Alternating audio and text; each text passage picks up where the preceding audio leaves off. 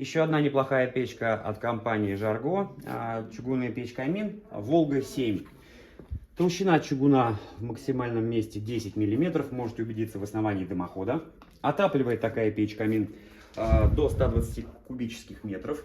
Марка чугуна СЧ-20.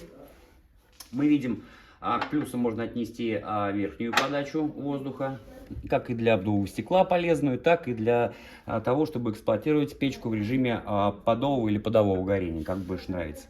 Я не знаю, из чего сделана эта ручка, но она явно не металлическая. То есть, я так понимаю, это какое-то что-то похожее на углепластик, хотя ощущения от углепластика немного другие. В общем, открыв ее, вы не обожжетесь, запирается она достаточно туго. Вот, также мы видим подачу первичного воздуха.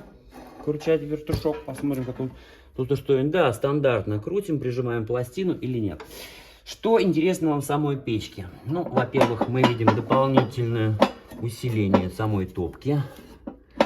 Во-вторых, обратите внимание, возможность ворошить уголь, шунтовка, не открывая дверку. Очень удобно. Очень достаточно небольшие дрова, но их можно класть поперек. Но вообще небольшая, компактная, красивая, хорошо вписывающаяся в интерьер. Печка колосник во всю площадь топки печи. В общем, моя оценка 4 с плюсом.